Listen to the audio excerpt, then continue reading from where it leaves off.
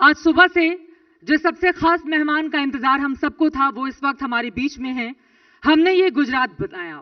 जब भारतीय जनता पार्टी के दिग्गज नेता ये बातें कहते हैं तो सवाल उठता है कि 1995 से लगातार सत्ता में रहने वाली बीजेपी क्या 2022 में एक बार फिर से कमल खिलाएगी। 1995 के दौर के बाद को अगर हम देखें तो 2001 से एक जोड़ी ने कमाल का प्रदर्शन किया। एक तरफ गुजरात में नरेंद्र मोदी का चेहरा रहा तो वहीं दूसरी तरफ अमित शाह की रणनीति रही।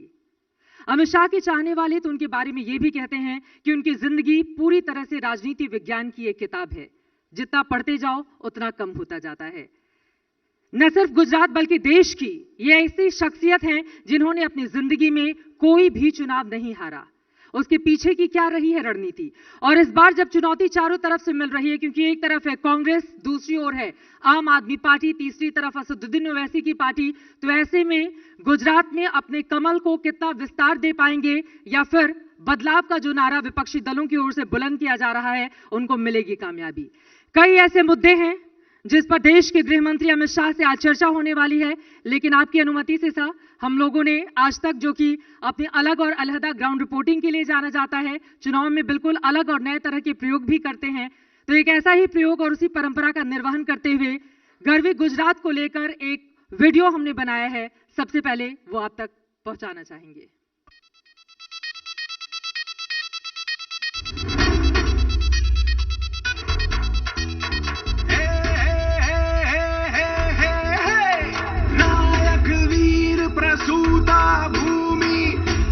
प्रथम प्रख्यात मान संस्कृति स्वाभिमान की धन्य धरा गुजरात।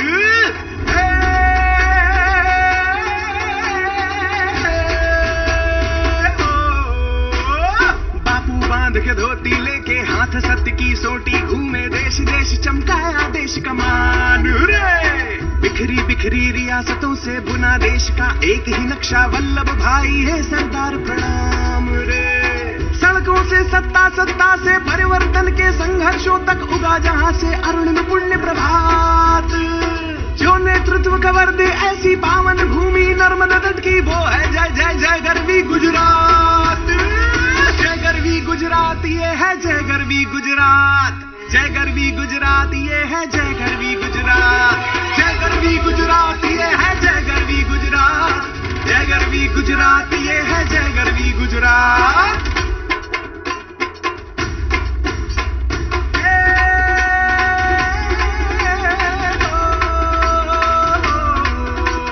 घूम रहा है फिर से पहिया, दांव पे फिर से आन, फिर इतिहास खड़ा है द्वारे बनने को पहचान।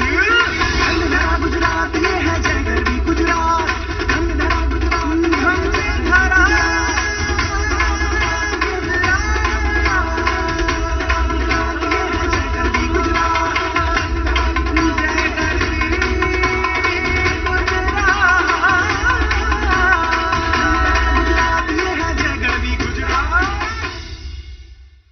गुजरात की परंपरा और उसकी संस्कृति को समेटे हुए एक कार्यक्रम आज तक का है सरदार, उसकी कुछ झलक इस कार्यक्रम के जरिए हमने आप तक पहुंचाई है। और अब मैं आज के हमारे खास कार्यक्रम के खास मेहमान माननीय गृह मंत्री अमित शाह जी को मंच पर आमंत्रित करना चाहूंगी। आप मंच पर आएं। एक साल पहले अपनी पूरी सरकार को बदल देने वाले गृह मंत्री की अब आगे की क्या है रणनीति, इस सेशन को आगे बढ़ाएंगे मेरे वरिष्ठ सहयोगी राहुल कमल।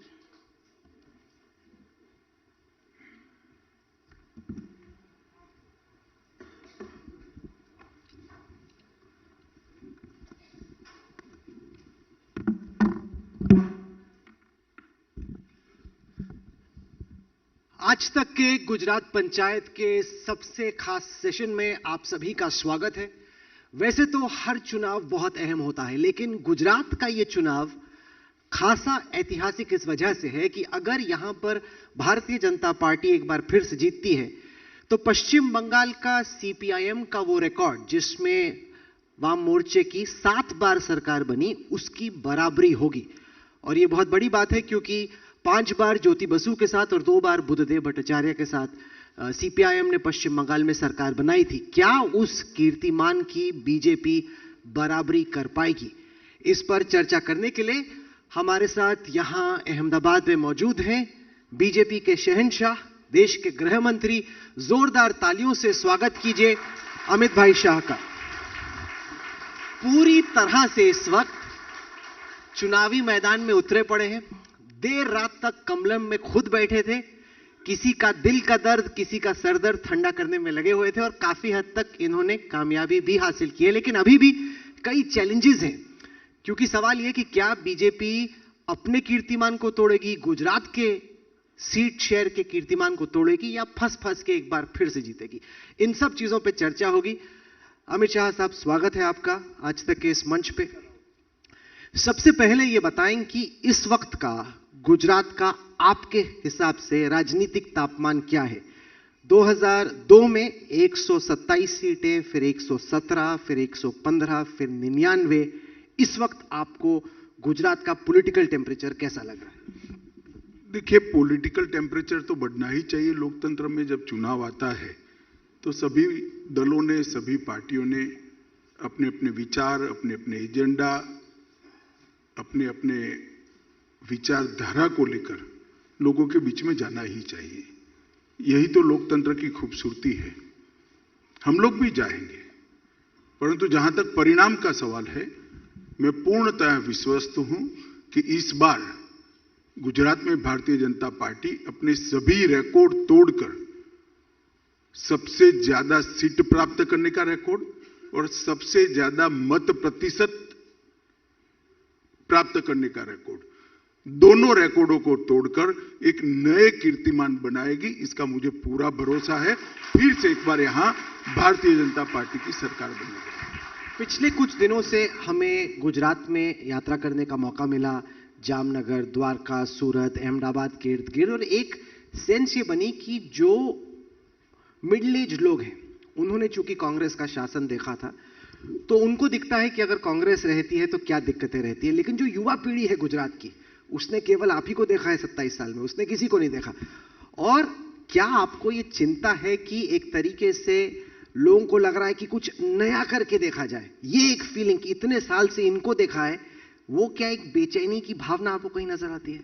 मुझे लगता है राहुल जी, आप ज्यादातर कांग्रेस और अन्य दलों के लोगों को मिले हो, नहीं। गुजरात के युवाओं को नहीं मिले हो। ये बात निश्चित है कि कांग्रेस का शासन गुजरात के युवाओं ने नहीं देखा है, परंतु ये भी है कि गुजरात के युवाओं ने कांग्रेस की देश में सरकार देखी है, जिस सरकार ने 12 लाख करोड़ के घपले, घोटाले, भ्रष्टाचार किए, देश की सुरक्षा व्यवस्था को छिन्न विछिन्न कर दिया। और इसके बाद 8 साल से नरेंद्र मोदी जी की सरकार भी देख रही है, जिसने न केवल देश की अर्थव्यवस्था को 11वें नंबर से 5वें नंबर पर उठाकर रख दिया, देश की सीमाओं को सुरक्षित किया, देश के संस्कृति के ध्वजवाहक बनकर पूरी दुनिया के अंदर भारत का सर ऊंचा करना, भारत के गौरव को बढ़ाने का काम नरेंद्र मोदी जी ने किया है। एक गुजरात के युवाओं ने भली भांति देखा है। और दूसरी बात, गुजरात के युवाओं को आप कम मत आंकिए, नजर से नहीं देखते हैं मगर रिकॉर्ड पर नजर दी है। यहां पर गुजरात के युवाओं को पूरी तरह से मालूम है कि यही गुजरात है जहां कांग्रेस के शासन के अंदर 365 दिन में से 250 दिन से ज्यादा कर्फ्यू रहा करता था। यही गुजरात है जिसमें मैंने मेरी आंख से देखा है, पोरबंदर जिले की हद जहां शुरू होती थी, वहां दबंगों ने एक बोर्ड लगा दिया था, यहां से पोरबंदर जिला शुरू होता है, कानून और व्यवस्था की सीमाएं यहां पर समाप्त होती है। नोटिफिकेशन आज भी गुजरात सरकार के साइट पर उपलब्ध है। नोटिफिकेशन कर गुजरात सरकार ने, कांग्रेस की जब सरकार थी तब पोरबंदर और कच्छ में जेलों को बंद करना पड़ा था, क्योंकि वो जेल चलाने की स्थिति में ही नहीं थे। जेल का पूरा कब्जा कैदियों ने ले लिया था। ये परिस्थिति से गुजरात की जनता या गुजरात का युवा कोई अवगत नहीं है। ये नजदीक के भूतकाल की बात है, 20 साल पहले की, कि यहां पर दिन में 7 घंटा बिजली मिलती थी। आज यहां 24 घंटा बिजली हर गांव में मिलती है और लगभग 16 साल से मिलती है।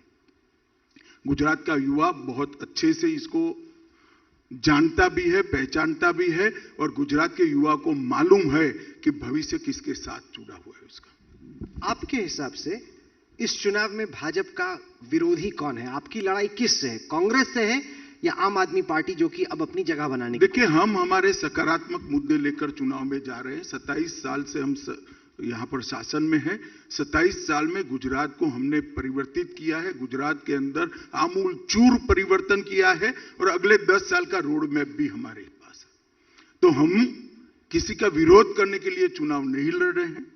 हमारे रोड मैप के आधार पर और हमारे पास्ट रिकॉर्ड को दोनों को मिलाकर गुजरात की जनता को मैं अपील करना चाहता हूं, फिर से एक बार आशीर्वाद लीजिए।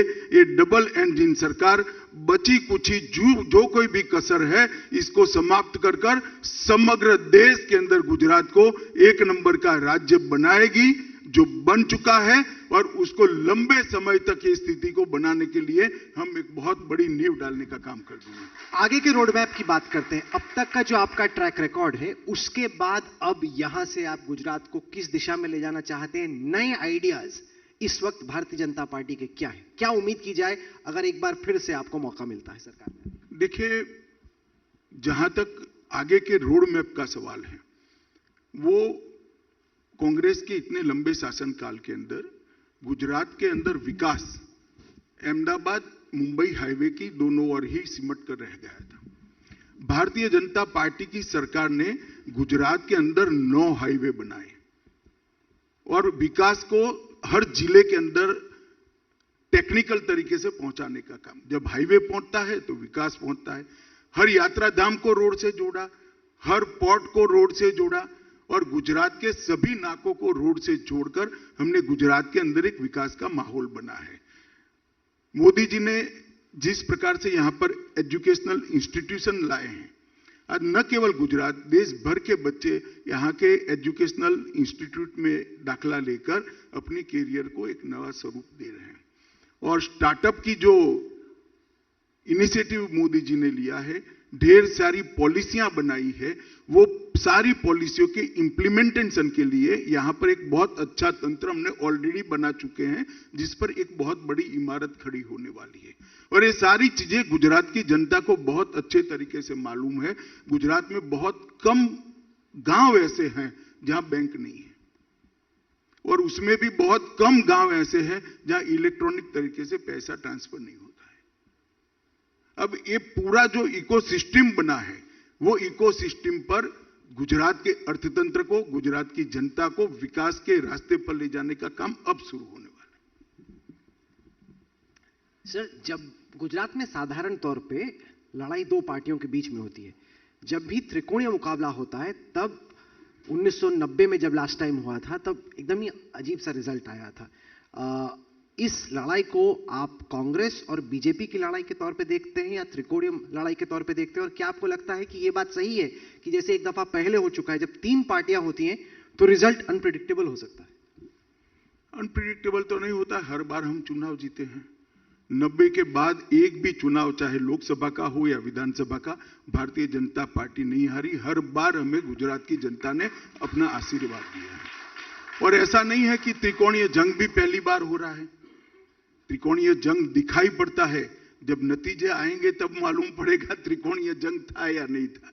परंतु दिखाई पड़ने वाला त्रिकोणीय जंग गुजरात में निकट भूतकाल के अंदर 2 बार हुआ। शंकर सिंह वाघेला ने भी अपनी पार्टी बनाई थी, श्री केशुभाई पटेल ने भी अपनी पार्टी बनाई थी। इसके पहले चीमन भाई पटेल ने अपनी पार्टी बनाई थी। कांग्रेस के बहुत बड़े दिग्गज नेता थे, राष्ट्रीय महासचिव थे, रतुभाई अदानी ने भी अपनी एक पार्टी बनाई थी। चारों बार गुजरात की जनता ने द्विपक्षीय जंग को ही सर्टिफाइड किया, थप्पा लगाने का काम किया। और इस बार भी मैं स्पष्ट मानता हूं कि लड़ाई भारतीय जनता पार्टी और कांग्रेस के बीच में है। नहीं, अगर केवल बीजेपी और कांग्रेस की लड़ाई है तो फिर बीजेपी इतनी सारी प्रेस कॉन्फ्रेंस या इतना अटैक आम आदमी पार्टी पे क्यों करती है? मैं सवाल यह है कि अगर वाकई में एकदम ही किसी काम की नहीं है या बहुत कम वोट शेयर आने वाला है, सीट शेयर आने वाला है, तो आप उसको इग्नोर भी कर सकते हैं। आप इतना फ्रंटल अटैक कर रहे हैं, उसको देख के लग रहा है कि आप बीजेपी कुछ ऐसा देख रही है जो हमें नहीं दिख रहा। सबसे पहले भारतीय जनता पार्टी ने कोई फ्रंटल अटैक नहीं किया है। हम हमारी सकारात्मक बात करते हैं, मगर सार्वजनिक जीवन में जब आरोप लगते हैं तो आरोप का जवाब देने का हमारा दायित्व है। जनता के सामने दूध का दूध और पानी का पानी होना चाहिए। झूठे मनगढ़ंत आरोपों के आधार पर अगर कोई चुनाव लड़ना चाहता है तो हमारा ये दायित्व है कि हम इसकी स्पष्टता कर दें। क्या ये बात सही है कि अरविंद केजरीवाल और आपको एक तरीके से इरिटेट करते हैं, एक तरीके से जैसे कि ये मतलब जैसे वो कुछ ऐसी ऐसी बातें बोल जाते हैं कि बीजेपी सोचती है कि अब इसमें हम बोलें क्या? जैसे कि उन्होंने कहा कि करेंसी नोट पे गणेश जी और लक्ष्मी जी की फोटो होनी चाहिए। अब ये ऐसी चीज है ना, इसकी आप मुखालफत कर सकते हैं ना सपोर्ट कर सकते हैं। क्या आपको लग रहा है कि ये उलझाने की कोशिश कर रहा है भाजपा? नहीं, हमें कुछ करने की जरूरत नहीं है ना। आप 8 तारीख को दे देना, जनता ही कर देगी उनका जो करना है वो। हमें कुछ करने की जरूरत नहीं है भैया। 8 तारीख को जनता ही अपना फैसला। इस तरह की चीजों से विकास के ऊपर से अपना ध्यान कोई भटका नहीं सकता। डेमोक्रेसी काफी मैच्योर हो चुकी है, नेताओं ने भी होना पड़ेगा। मुझे कोई ये बता रहा था कि अमित भाई शाह ने ये ठाना है कि कुछ जो सीटें हैं, जैसे बताया जा रहा है कि सूरत की 4 सीटें हैं जहां आप लड़ाई कॉन्टेस्ट में लग रहा है, कुछ और सीटें हैं, आपने ठाना है कि उन सीटों पे आप ही की खास नजर रहेगी और आप चाहते हैं कि आपका यहां खाता भी ना खुले। देखिए, मेरा तो दायित्व है कि मैं प्रयास करूं कि गुजरात की सभी सीटें हम जीत जाए। तो जो सीट वीक लगेगी वहां स्वाभाविक रूप से मैं जोर लगाऊंगा। इसमें क्या होते है, डंके की चोट पर लगाऊंगा। मैं भारतीय जनता पार्टी का कार्यकर्ता हूं, हर सीट को जिताने के लिए प्रयास। पर क्या कुछ ऐसा है, आप मिशन जीरो, आपका मिशन जीरो कि मतलब आपको जीरो ही आना चाहिए? नहीं, देखिए, हर चीज को मिशन से मत जोड़िए। चुनाव जीतने के लिए लड़ा जाता है, हारने के लिए कभी नहीं लड़ा जाता। एक बार कबड्डी के मैदान में उतरो मियां, मालूम पड़ जाएगा कैसे चलता है। अब आपसे कबड्डी कौन करे ये तो बताइए, इसमें कोई किसी को मजा थोड़ी आएगा आपसे कबड्डी करने में। एक चीज मुझे बताइए, जब आप आ रहे थे सर का, आप मानेंगे वजन काफी कम हो, राजनीतिक वजन बढ़ रहा है लेकिन शारीरिक वजन कम हो रहा है। अब ये मतलब थोड़ा तो समझ में आता है, लेकिन ये तो बहुत ही आपने कम कर लिया अपना वजन। मेरी पत्नी यही बैठी है, जरा बाद में उनको पूछ लेना तो मालूम पड़ जाएगा क्यों हुआ है, कैसे हुआ है। मैडम, मेरे को बताया गया कि आपने शायद सर को बोला कि अगर आप ठान लो कुछ तो आप कुछ भी कर सकते हो। कुछ चर्चा चल रही थी कि क्या किया जाए, कैसे वजन कम किया जाए। आपने कहा कि आपका मेंटल रिजॉल्व इतना स्ट्रांग है कि अगर आप ठान लो कि वजन कम करना है तो आप कर सकते हो। तो ये जो सर का जो वेट लॉस हो रहा है उसके पीछे आप ही पीछे से प्रेशर दे रही हैं। एक सेकंड, माइक आने। नहीं, माइक की कोई जरूरत नहीं। वो बोल रही है थोड़ा सा। नहीं, छोड़िए, अभी हम चुनावी मुद्दों पर चर्चा कर रहे हैं।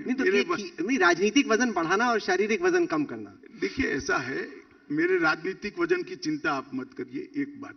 और शारीरिक वजन कम होता है तो अच्छा ही है भाई, स्वास्थ्य अच्छा होगा। सर, हम ये जानना चाहते हैं आपसे कि हमने देखा कि महाराष्ट्र के कुछ प्रोजेक्ट्स थे, टाटा का एक प्रोजेक्ट था, अनिल अग्रवाल वेदांता का एक प्रोजेक्ट था, वो गुजरात आया। इस वक्त हम अहमदाबाद में बैठे हैं तो लाजमी तौर पे गुजरात के लोगों को तो लगेगा कि ये अच्छा है। बाकी स्टेट्स को लग रहा है कि क्या बीजेपी की सेंट्रल लीडरशिप के सबसे अहम लोग गुजरात से आते हैं, क्या इससे गुजरात को फायदा मिलेगा? पहले राहुल जी ये बता दीजिए कि ये प्रोजेक्ट महाराष्ट्र के थे, ऐसे आपके कान में कौन कह गया? वो आदित्य ठाकरे आए थे इंडिया टुडे कॉन्क्लेव में, उन्होंने कहा कि बातचीत हुई और सारी चीजें फाइनल हो गई थी। उन्होंने उनको बता दिया था, अनिल अग्रवाल ने, वेदांता वालों ने, कि यहाँ पे लगने वाला है महाराष्ट्र में। क्या हमेशा सच बोलते हैं? अब ये मुझे नहीं पता, क्या मैं कैसे बोलूं? कोई प्रोजेक्ट कभी पर भी कहीं भी राज्य में जाएगा और कहेगा भाई हमारे यहाँ आने वाला था, चला गया। ये नई राजनीति ऐसे नहीं होती है भाई। हर प्रोजेक्ट का अपना कहां डालना, किस राज्य की क्या स्कीम है, किस राज्य का कैसा एडमिनिस्ट्रेशन है, किस राज्य की भौगोलिक स्थिति क्या है, वहां पोर्टों की स्थिति क्या है, रोड की स्थिति क्या है, ये सब का आकलन कर हर इंडस्ट्री अपने आप तय करती। कई सारे प्रोजेक्ट महाराष्ट्र में गए थे तो गुजरात रोना रोएगा क्या? कोई रोना नहीं रोता भाई, हर प्रोजेक्ट को कहीं ना कहीं जाना है। इस प्रकार की राजनीति से मुझे तो लगता है मीडिया ने भी बचना चाहिए। पर ऐसा आपकी तरफ से कोई इंडिकेशन नहीं, या फिर कई सारे कॉर्पोरेट जो घराने हैं वो आपको खुश करने के लिए, आपको मोदी जी को खुश करने के लिए कि चलो गुजरात चलते, इनको अच्छा लगेगा, वहां पे हो जाए तो फायदा हो जाएगा? नहीं, ऐसा है, इसका कोई कॉन्क्रीट आधार होना चाहिए। इस प्रकार की चर्चा एक तंदुरुस्त स्पर्धा को अलग दृष्टि से देखने का एंगल देती है। मुझे लगता है देश के हित में नहीं है। कोई भी प्रोजेक्ट कोई भी राज्य में जाएगा, जैसे अब कहीं पर भी कोई बड़ा प्रोजेक्ट लगेगा तो क्या गुजरात को अन्याय हो जाएगा? अंततः देश में लग रहा है भाई। भारत पूरी दुनिया में उत्पादन का एक केंद्र बन रहा है, मैन्युफैक्चरिंग का हब बन रहा है। वो हर हिंदुस्तानी के लिए ठीक है। और महाराष्ट्र में भी कई सारे प्रोजेक्ट गए हैं, ऐसा नहीं है। सर ये बताइए कि आपने इस वक्त विजय रूपाणी जी, नितिन भाई पटेल, चुदासमा जी, मतलब जितने सारे आपके बड़े सीनियर लीडर्स थे उनको आपने एक तरीके से बैठा दिया या उन्होंने खुद ही बोल दिया कि मुझे लड़ना नहीं, मतलब कहीं ना कहीं मैसेज ये गया कि इस बार जो मीटिंग हो रही है उसमें आपका टिकट कट रहा है या आपको टिकट नहीं देना, तो उन्होंने पहले ही बोल दिया कि हम नहीं लड़ना चाहते। अब जनता ये पूछ रही है और विपक्ष के लोग ये पूछ रहे हैं कि अगर ये इतने अच्छे अग्रसर नेता थे तो आपने इनको क्यों बैठाया, क्यों टिकट नहीं दी? देखिए, ये पार्टी का अफेयर है और पार्टी के नेताओं ने खुद तय करना होता है। भारतीय जनता पार्टी में कई सारे कार्यकर्ता अपने आप को साइड पर करते हैं और देश भर में करते हैं। आप गुजरात छोड़ दीजिए, कई सारे कार्यकर्ता करते हैं और ये सारे नेताओं ने एक लंबे समय तक गुजरात की सेवा की है और अभी भी कर रहे हैं। ना उसमें से कोई नेता घर पकड़ कर बैठा है, ना उसमें से कोई नेता नाराज चल रहा है, सभी के सभी लोग फील्ड में हैं। आज आप जिन 3 नेताओं के नाम बोले, ये तीनों ने आज 2-2 पर्चे डलवाने की सभाएं एड्रेस की हैं, तो कोई घर पर नहीं बैठा है वे। और भारतीय जनता पार्टी की बहुत पुरानी परंपरा है, ढेर सारे लोग हटते रहते हैं, नए लोग आते रहते हैं। अच्छा, एक बात सच से बताइएगा, अपनी मर्जी से ये लोग हटे या आपके खौफ से हटे? देखिए, खौफ किसी का नहीं होता है और खौफ रखने की जरूरत भी नहीं है। और बहुत समय तक उन्होंने काम किया था, काम का क्षेत्र बदलेगा, काम का प्रकार बदलेगा, मगर काम में रहेंगे। भारतीय जनता पार्टी के वरिष्ठ नेता है सारे। पर एक फर्क है, फर्क यह है कि गुजरात में जो लीडर्स थे जिनकी टिकट कटी वो तो बैठ गए, उनसे बातचीत हुई सब लोगों की और कहीं ना कहीं ज्यादातर सीटों पे उन्होंने कहा कि ठीक है हम लोग प्रचार करें। हिमाचल में सर ऐसा नहीं हुआ। हिमाचल में कई बागी खड़े रहे और हिमाचल से जो भाजपा के भीतर से ही रिपोर्ट्स आ रही हैं वो इतना तो कम से कम मान रहे हैं कि बहुत फंसा हुआ या टाइट फाइट है और अगर किस्मत ने साथ नहीं दिया तो फिर हो सकता है कि कुछ गड़बड़ भी हो जाए। आप वहां पे क्यों नहीं बैठा पाए? कोई टाइट फाइट नहीं है, पहले मैं क्लियर कर दूं। हिमाचल में हमारी पूर्ण बहुमत की मजबूत सरकार बनने जा रही है।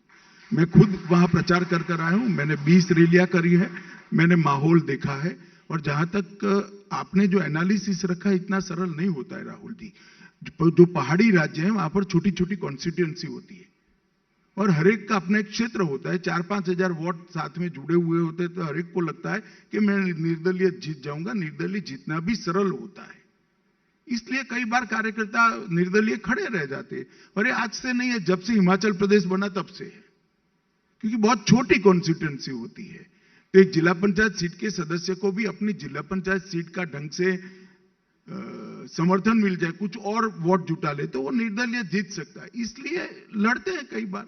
क्या आप मानते हैं कि उत्तराखंड से ज्यादा मुश्किल था हिमाचल का चुनाव इस दफा? जरा भी नहीं। उत्तराखंड में भी बहुत सारे निर्दलीय लड़े थे और आप लोगों ने इश्यू बनाया था कि भाजपा में काफी बगावत है, हो जाएगा वो हो जाएगा। सबसे ज्यादा सीट से हम जीत कर आ गए। हिमाचल में भी आपको पूरा विश्वास है कि आप जीत? पूरा विश्वास है, हम बहुत अच्छे बहुमत से सरकार बनाएंगे। अच्छा, ये क्यों होता है कि मोदी जी हो या आप हो, कहते हैं कि जब आप वोट डालो तो कमल देखो, मोदी जी की शक्ल देखो और वोट डालो?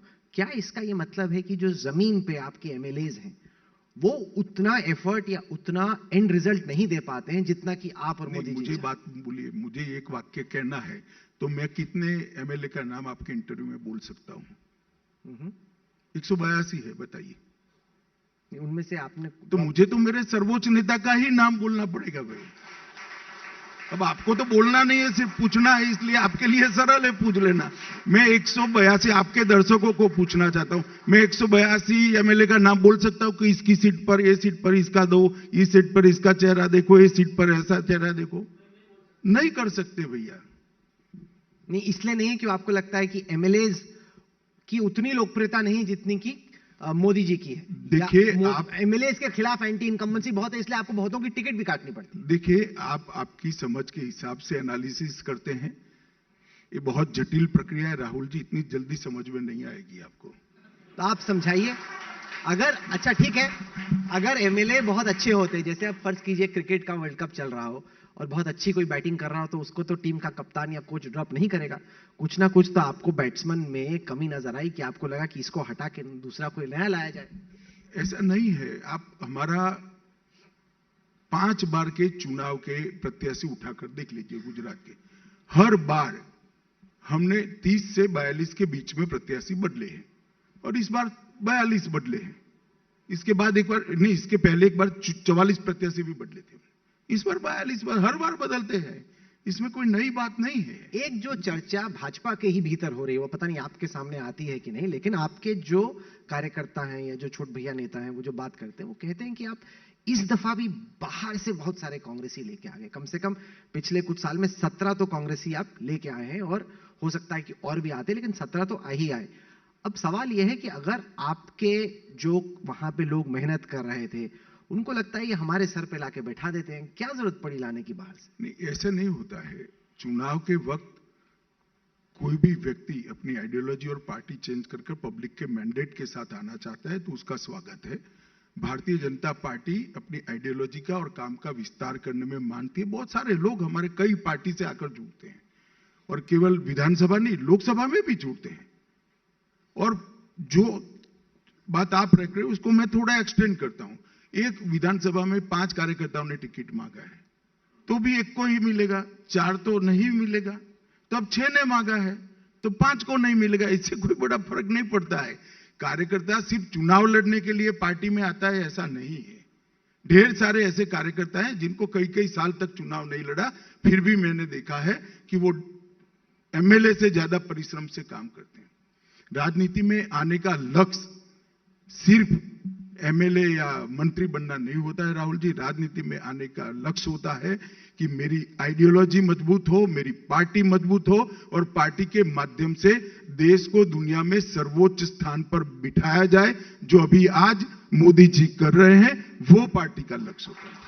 कांग्रेस के नेता बोलते हैं कि पहले बीजेपी कांग्रेस मुक्त भारत की बात करती थी, अब तो बीजेपी युक्त कांग्रेस हो रही है। कांग्रेस के लोग ही बीजेपी में जा रहे हैं, आपके चीफ मिनिस्टर्स भी बन रहे हैं, एमएलए भी। कांग्रेस ने बीजेपी से ज्यादा अपनी पार्टी की चिंता करनी चाहिए। ये जो राहुल, वहां से इतने लोग क्यों जा रहे हैं? ये आप बुला रहे हैं? नहीं, हमारे बुलाने से कोई नहीं आता, हम तो 1950 से बुला रहे हैं। फिर कांग्रेस वाले बोलते हैं कि आप ईडी या सीबीआई का डर दिखा रहे हैं, इसलिए आ रहे हैं। देखिए, जितने लोगों ने पार्टी बदली, गुजरात की बात है, उसमें किसी पर ईडी या सीबीआई का केस भी नहीं है, ना कुछ होने वाला। महाराष्ट्र में तो थे। देखिए राहुल जी, बात को ट्विस्ट करने के लिए कुछ भी आप कह सकते हैं। कांग्रेस को साच अर्थ में आत्मचिंतन करना चाहिए कि क्यों ऐसा हो रहा है। नहीं, ये तो बात सही है। इस वक्त जो राहुल गांधी की भारत जोड़ो यात्रा तमिलनाडु से शुरू होती, केरल, आंध्र प्रदेश, कर्नाटक, अब महाराष्ट्र में चल रही है, हर रोज 20-25 किलोमीटर चल रहे हैं।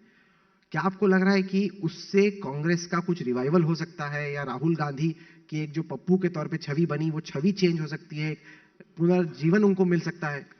देखिए, मैं तो सार्वजनिक जीवन में परिश्रम का समर्थक हूं। कोई भी व्यक्ति परिश्रम करे तो मुझे तो अच्छा ही लगता है, सबने करना चाहिए। बाकी उनको स्वीकारना नहीं स्वीकारना और कितना सस्टेन होगा वो तो देश की जनता को तय करना है। आपको भी सस्टेनेबिलिटी पे ही डाउट है कि नहीं, मुझे डाउट रखने का सवाल ही नहीं है। देश की जनता को भरोसा करना है। मैं क्यों भरोसा करूं?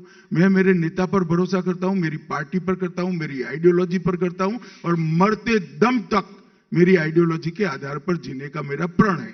तो किसी पर भरोसा करने का क्वेश्चन डज नॉट अराइज। देश की जनता ने भरोसा करना है। नहीं, देश की जनता को भी, आपको भी फायदा यह है कि कांग्रेस बनी रहे, तो कम से कम बीजेपी और कांग्रेस की लड़ाई है। अगर कांग्रेस और बिखर जाए तो फिर नई नई पार्टियां आएंगी, आपके लिए नए नए सिरदर्द आएंगे। देखिए, तो कोई ना कोई स्पेस लेगा राहुल जी। हम भारत की राजनीति में भारतीय जनसंघ और भारतीय जनता पार्टी ने अपने मुद्दों के आधार पर हमने राजनीति करी है।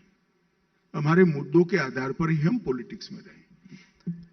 लॉन्ग टर्म में क्या आपको लगता है कि अगर कांग्रेस इसी तरीके से बिखरती रही तो क्या आने वाले चुनाव में गुजरात में या फिर नेशनली आम आदमी पार्टी के आपके लिए खतरा बन सकती है? वो भी जनता को तय करना है। विकल्प तय करने का काम जनता का है, मेरा नहीं है, ना आपका है।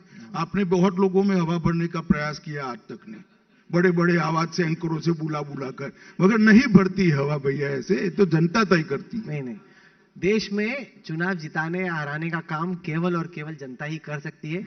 किसी भी मीडिया कर्मी को इस मुगालते में नहीं रहना चाहिए कि जहां वो चुनाव बना सकता है या बिगाड़। चलो अच्छा, इतना ज्ञान आपको समझ में आ गया है। पर यह है कि अमित भाई चुनाव बना भी सकते हैं, बिगाड़ भी सकते हैं, और ऐसे में वो इस वक्त कोशिश कर रहे हैं कि जैसे कई लोग आए आज इस मंच पे और उनसे पूछा गया कि बीजेपी का मुकाबला किससे है, सबने कहा कि कांग्रेस से है, कांग्रेस से है, कांग्रेस से। इतना उत्साह भाजपाइयों में कांग्रेस से लड़ाई को लेकर तो मैंने कभी देखा नहीं। नहीं, ऐसा नहीं है।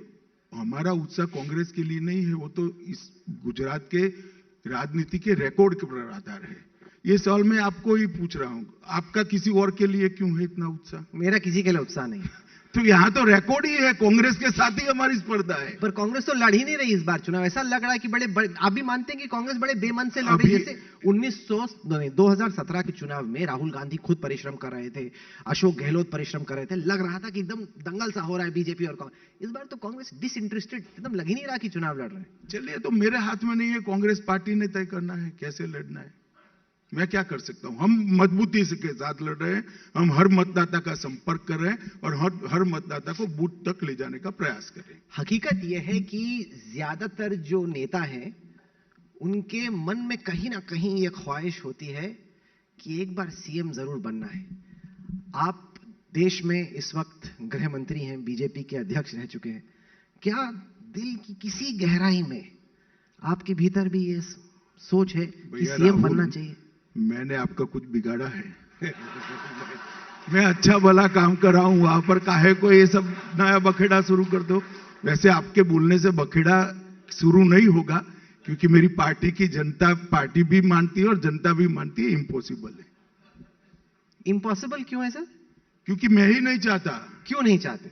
अरे छोड़ो भाई। नहीं, क्योंकि अगर जैसे फर्ज कीजिए आगे चल के अभी आप क्या हो आज तक में? न्यूज डायरेक्टर, न्यूज एडिटर हो। अब आपको कोई एंकर बनाकर नीचे भेज दे तो बनोगे क्या? इतनी सादी बात तेरे समझ में नहीं आती, मैं क्या कर सकता हूं भैया? अब ऐसा स्वप्न आप देखोगे क्या? आपको लगता है कि आप ऊपर निकल गए उससे, सीएम अब बनाते हो? ऊपर नीचे कोई नहीं होता है। मैं मानता हूं कि मोदी जी के मंत्रिमंडल में देश का गृह मंत्री बनना बहुत सौभाग्य की बात है और इसका मुझे गौरव है। सर, यूनिफॉर्म सिविल कोड का मुद्दा उत्तराखंड से शुरू हुआ। गुजरात में कैबिनेट ने कहा चुनाव के अनाउंसमेंट से पहले कि हम भी लेके आएंगे। ऐसे में मेरे जहन में सवाल आता है कि केंद्र सरकार क्यों नहीं यूनिफॉर्म सिविल कोड लाके एकदम अनाउंस करके, जैसे आपने आर्टिकल 370 किया वैसे उसको इंप्लीमेंट कर दे, या क्या आप 2024 के चुनाव के लिए इसको वेट कर रहे हैं? देखिए, यूनिफॉर्म सिविल कोड 1950 से, जब से मेरी पार्टी बनी तब से हमारा मुद्दा है, और यही मुद्दे के आधार पर श्यामा प्रसाद मुखर्जी ने, ऐसे कई मुद्दे थे जो आइडियोलॉजिकल मुद्दे थे, जिसके आधार पर श्यामा प्रसाद मुखर्जी ने देश के पहले उद्योग मंत्री पद से इस्तीफा देकर भारतीय जनसंघ की स्थापना की थी। और एक भी घोषणा पत्र ऐसा नहीं है जिसमें हमने यूनिफॉर्म सिविल कोड की बात नहीं करी है। भारतीय जनता पार्टी का, भारतीय जनसंघ का बहुत पुराना मुद्दा है। हम मानते हैं कि पंथ निरपेक्ष देश के अंदर कानून का आधार धर्म नहीं हो सकता है, और हमारे संविधान निर्माताओं ने भी ये कहा है कि जब कभी भी अनुकूलता हो, देश के विधानमंडलों ने और देश की संसद ने यूनिफॉर्म सिविल कोड लाना चाहिए। अब वो काम हम कर रहे हैं। नहीं, मैं सहमत हूं। मैं पूछ रहा हूं कि कब ला रहे हैं आप? नेशनली क्यों नहीं लेके? नहीं, देखो, वहां पर भी लाना है तो लाएंगे। पहले अभी जिन राज्यों की सरकारें इसको लाना चाहती है वो राज्यों में तो आ ही जाएगा, कंकरेंट लिस्ट के अंदर है। तो उत्तराखंड ने घोषणा करी दी, कमेटी बन रही है, हिमाचल ने एजेंडे में रखा है, गुजरात ने कमेटी बना दी, तो 3 राज्यों में तो आ ही जाएगा। बाकी सारे राज्य देखते हैं, वरना हम खुद सोचेंगे बाद में। इस दफा भूपेंद्र पटेल आपके चीफ मिनिस्टरियल कैंडिडेट हैं। आपने ये भी घोषित किया कि चीफ मिनिस्टर वही होंगे। अब ये सवाल उठता है कि उत्तराखंड में हुआ, गोवा में उससे पहले हुआ, गुजरात में हुआ, आपको बीच रेस में घोड़ा या घुड़सवार क्यों चेंज करना पड़ता है? आप ऐसा कुछ घुड़सवार पकड़िए कि पूरे 5 साल आपकी रेस लगा दे वो। ऐसा नहीं है राहुल जी, ये सवाल भी आपका एनालिसिस और तथ्यों के आधार पर नहीं है। नरेंद्र भाई लंबे समय तक यहां रहे, पार्टी ने उनको जब तक वो प्रधानमंत्री नहीं बने मुख्यमंत्री बनाया। उनके बाद आनंदीबेन आई।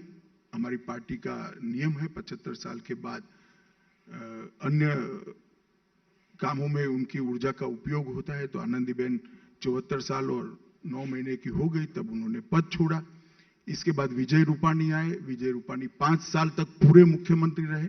अब भूपेंद्र भाई आए हैं और उनके नेतृत्व में हम चुनाव लड़े हैं और पूर्ण बहुमत की सरकार बनने के बाद फिर से एक बार भूपेंद्र पटेल ही मुख्यमंत्री बनने वाले हैं। इसमें हाफ टर्म पूरा टर्म का सवाल है, उभरता ही नहीं है। क्या आपके हिसाब से उनकी वो जो पकड़ होनी चाहिए एडमिनिस्ट्रेशन पे वो बन पाई है? मैं इस संदर्भ में पूछता हूं कि आप इतने पावरफुल हैं, मोदी जी खुद गुजरात से आते हैं, क्या गांधीनगर की सरकार दिल्ली से चलती है? कोई सवाल ही पैदा नहीं होता।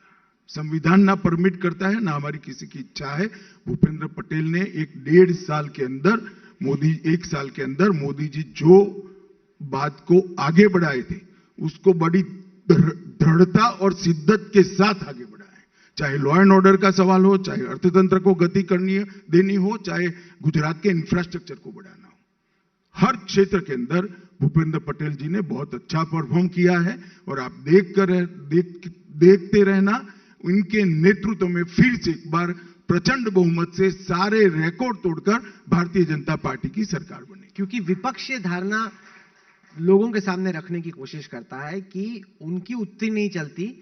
अमित भाई बताते हैं, मोदी जी यहाँ के पीएमओ से आता है, बहुत ओवर सेंट्रलाइजेशन ऑफ पावर है, एक्चुअल पावर जो है वो दिल्ली में रिजाइड करती है। ऐसा है राहुल जी, आप विपक्ष से अपेक्षा क्या करते हो? हमारी प्रशंसा करें, अपेक्षा करें तो फिर वो तो ऐसा ही कहेंगे भाई। पर आपके हिसाब से पूरी खुली छूट है, आप बिल्कुल एकदम वो ही सरकार चलाते हैं और बहुत अच्छे तरीके से चलाते हैं। अच्छा, मैं ये भी जानना चाहता हूं, अगर हम नेशनल इलेक्शंस की बात करते हैं तो 2024 की तरफ हम लोग बढ़ते जा रहे हैं।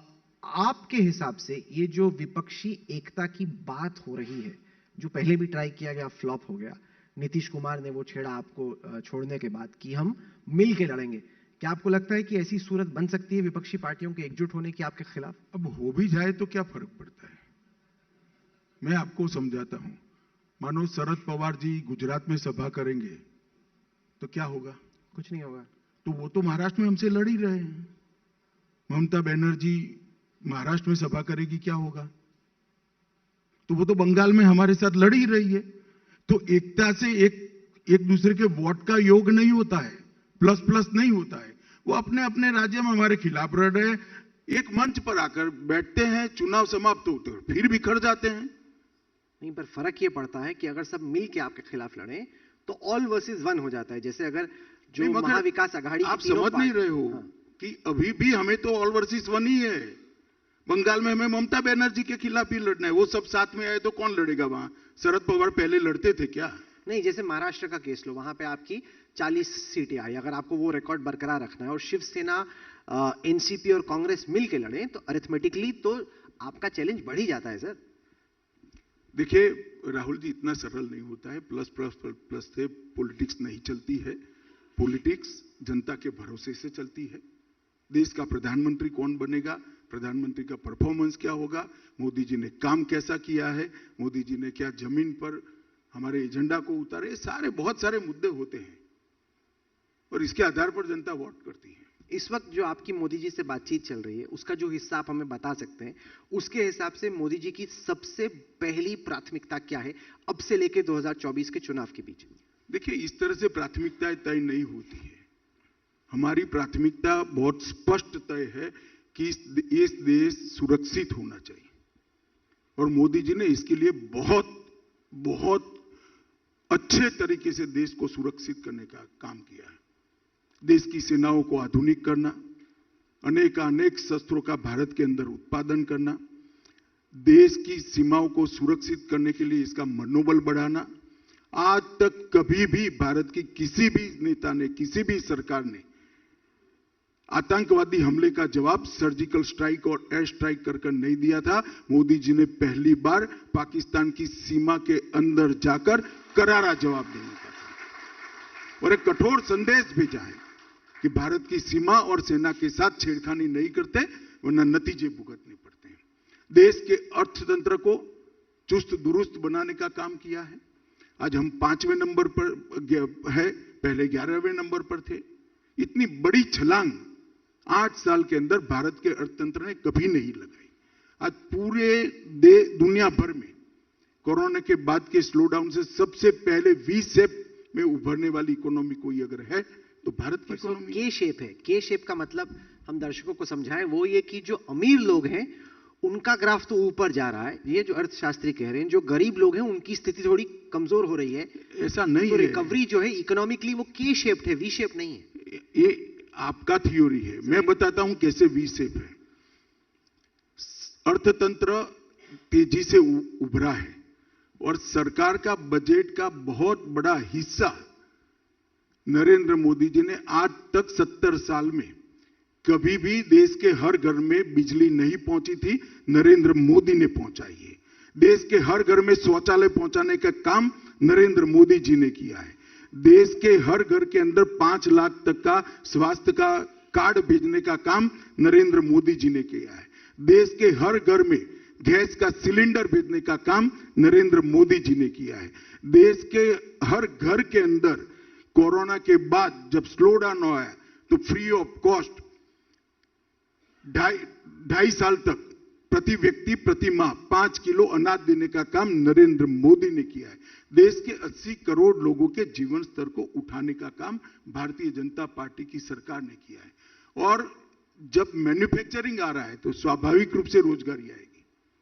और ये शुरुआत है अभी राहुल जी, जो कांग्रेस 60 साल में कर रही है उसको सुधारने की शुरुआत है। ये नींव डालने का काम किया। जब 109 लाख करोड़ रुपया का इंफ्रास्ट्रक्चर बनता है तो निश्चित रूप से रोजगारी बढ़ती है, और इंफ्रास्ट्रक्चर बढ़ता है वो इकोनॉमी का बढ़ावा करता है। ढेर सारे काम किए हैं राहुल जी।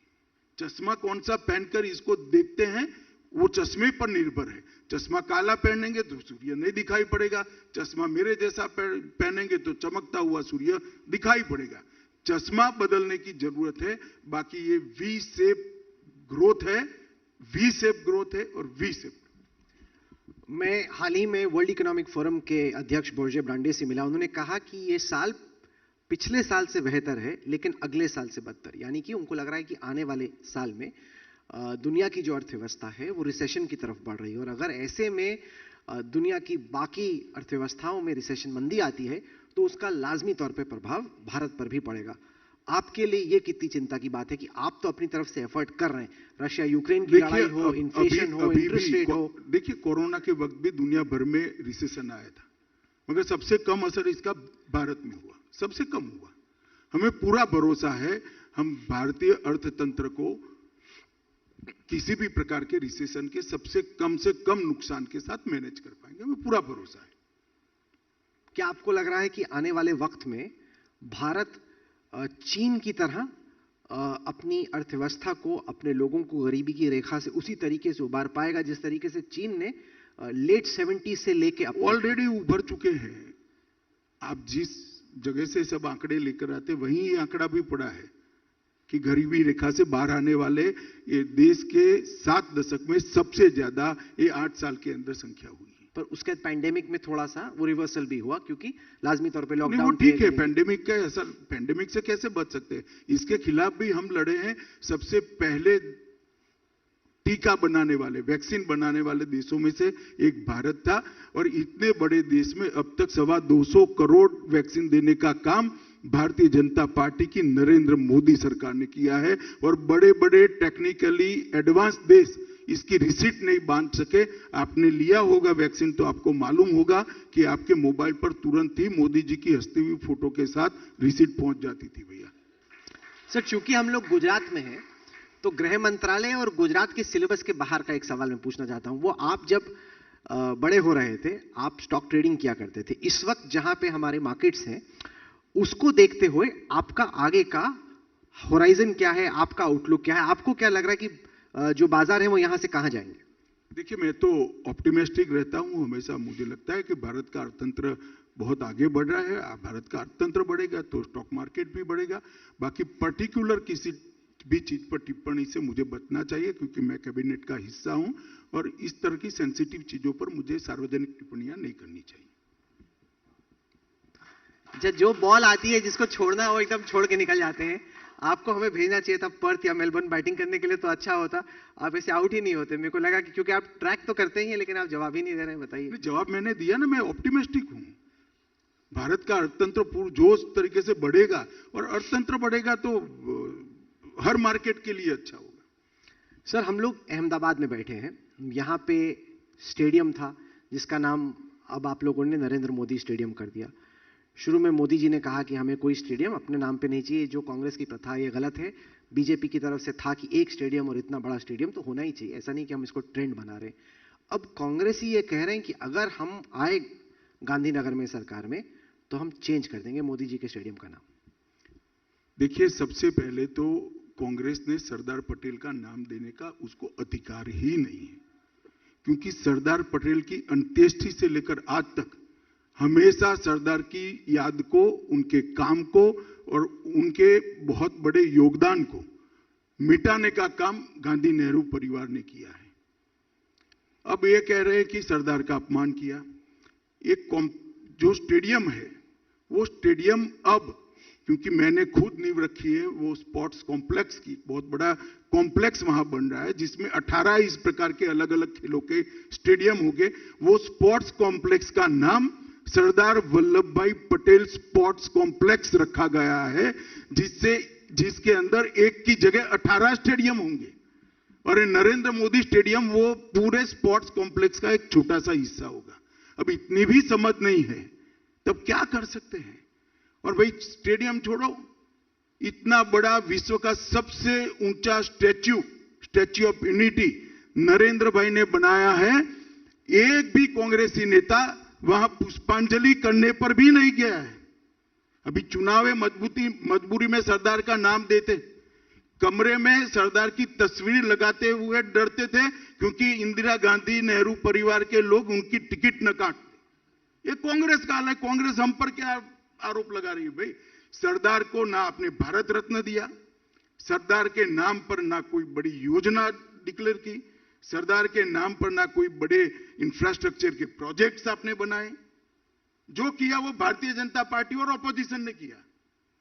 मैं तो इतना पूछ सकता हूं, सरदार की अंत्येष्टि से लेकर आज तक कांग्रेस पार्टी ने सरदार के लिए क्या किया वो दिखा दे। और ये बहुत बड़ा भ्रम फैलाने का काम कर रहे हैं। एक बहुत बड़ा स्पोर्ट्स कॉम्प्लेक्स यहां बन रहा है, जिसमें अगर हम बीड जीतते हैं तो 2036 के अंदर जहां ओलंपिक होगा वो ओलंपिक सरदार वल्लभ भाई पटेल स्पोर्ट्स कॉम्प्लेक्स के अंदर। कितना सीरियसली करेंगे आप बिड ओलंपिक्स के लिए? कितनी बड़ी प्राथमिकता? हम तो जो करते हैं वो सीरियसली ही करते हैं, पूरी ताकत झोंक देंगे। हाँ, पूरी ताकत के साथ करते। अच्छा, एक चीज बताइए, अभी तो हम लोग अहमदाबाद में, यहाँ के लोग ताली बजा रहे हैं, लेकिन अहमदाबाद में क्यों हो ओलंपिक्स, किसी और शहर में क्यों नहीं? नहीं, सब शहर तैयारी करें। एक शहर में से 2 लोग भी अप्लाई कर सकते हैं, इसमें क्या है? आप किसको बैक करेंगे? नहीं, मुझे बैट करने का सवाल नहीं। ओलंपिक एसोसिएशन ने सब शहरों की तैयारी देखकर जिसका सबसे ज्यादा अच्छा तैयारी है उसको इंटरनेशनल बिड में भेजना है। तो खुली स्पर्धा है। आपका शहर कौन सा है? मैं तो फौजी परिवार से आता हूं। अरे तो यार, हर जगह फिर भी कौन सा है? वहां भी लग जाओ तुम। सर, हम लोग हर साल हर शहर ने इंफ्रास्ट्रक्चर बढ़ाना चाहिए, इसमें क्या बड़ी बात है? जिसकी तैयारी अच्छी होगी। और मैंने यही कहा कि अगर बीड हमारी तैयारी अच्छी होगी तो हमें 36 में मौका मिलेगा। जिस शहर पे आपका आशीर्वाद है, चांस तो उसी का है ना? नहीं, ऐसा नहीं होता है। इंटरनेशनल पैरामीटर्स होते हैं, इंटरनेशनल टीम बैठती है और मार्किंग करती है शहर का इंफ्रास्ट्रक्चर, रहने की सुविधाएं, स्पोर्ट्स का इंफ्रास्ट्रक्चर, स्पोर्ट्स के लिए बाकी सारी चीजें, वाटर स्पोर्ट की जगह खेल गांव से कितनी दूर है, स्पोर्ट्स कॉम्प्लेक्स से खेल गांव कितना, ढेर सारे पैरामीटर्स होते हैं। अच्छा, अभी मैं परसों जब भी मैच शूट कर रहा था, हर्ष सांघवी के साथ, स्पोर्ट्स मिनिस्टर हैं गुजरात के, उन्होंने एक दिलचस्प बात कही कि पहले गुजरातियों का एक तरीके से मजाक उड़ाया जाता था खेल के मामले में कि ये लोग कुछ खेलते नहीं है, अपना पैसा कमाने में लगे रहते हैं। लेकिन पिछले कुछ साल में हमने देखा है कि रविंद्र जडेजा हो या फिर यूसुफ पठान, इरफान पठान, पंड्या हो, एक के बाद एक आप खिलाड़ी निकाल रहे हैं, वो भी एकदम इंटरनेशनल स्टैंडर्ड के जो जिता रहे हैं। बदल रहा है गुजरात। सबसे पहले खेलो गुजरात में शुरू हुआ। यहाँ स्पोर्ट्स का इंफ्रास्ट्रक्चर बहुत अच्छा बना है, खिलाड़ी भी बहुत अच्छे तैयार हो रहे हैं। सर, एक जो सवाल है वो ये कि जो इन्वेस्टिगेटिव एजेंसीज हैं, क्या उनका इस्तेमाल आपके विरोधी पार्टियों को टारगेट करने के लिए हो रहा है? वो सवाल मैं इस कॉन्टेक्स्ट में पूछता हूं कि अब जैसे फर्ज कीजिए संजय राउत का जो बेल ऑर्डर आया, उसमें काफी खरी खोटी सुनाई गई एजेंसियों को कि इलीगल अरेस्ट है, बिना सोचे समझे, बिना सबूत के। तो जब इस तरह का ऑर्डर आता है तो विपक्ष का वो आरोप कि एजेंसियों का इस्तेमाल हो रहा है विपक्षी पार्टियों को, विपक्ष के नेताओं को डराने के लिए। देखिए, हमारी 3 स्तरीय न्यायिक व्यवस्था है। एक सेशन कोर्ट होता है, एक हाई कोर्ट होता है, बाद में सर्वोच्च अदालत होता है। सेशन कोर्ट के फैसले पर जल्दबाजी में निर्णय नहीं करना चाहिए। मुझे लगता है एजेंसी ने ऊपर अपील करी है, हाई कोर्ट अभी सुनवाई कर रहा है। जरा धैर्य से देखिए क्या आता है। मुझे मालूम नहीं है मेरिट्स में क्या, वो एजेंसी का काम है और कोर्ट का काम है इसको तय करना। मगर जहां तक दुरुपयोग का सवाल है, सभी लोग कोर्ट के सामने जा सकते हैं और देश की कोर्ट किसी भी पॉलिटिकल एजेंडा को लागू नहीं करती है। देश की कोर्ट न्याय करती है। जब आप विपक्ष में थे, आपकी सरकार यूपीए की सरकार पे आरोप लगाती थी, आपकी पार्टी यूपीए पे आरोप लगाती थी कि उनकी सरकार एजेंसियों को रिमोट कंट्रोल करती है, सीबीआई एक केज्ड पैरेट है। इस वक्त अगर आपसे पूछा जाए कि क्या आपकी तरफ से या सरकार की तरफ से एजेंसियों को निर्देश जाता है? हमारे लोग भी जो जिन पर आरोप लगे उस वक्त वो लोग कोर्ट में ही गए थे।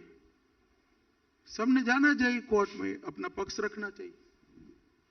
सर, ये जो गुरमीत राम रहीम जी हैं, वो आए, गुरमीत राम रहीम जी जो डेरा के इंचार्ज हैं, उनसे कई सारे लीडर्स मिले उनका आशीर्वाद लेने के लिए और ऐसा सवाल उठा कि अगर इन पे रेप के आरोप हैं तो इनसे क्यों मुलाकात हो रही है मंत्रियों? नहीं, वो उनका व्यक्तिगत अफेयर्स है, पार्टी का इसमें कोई लेन देन नहीं है।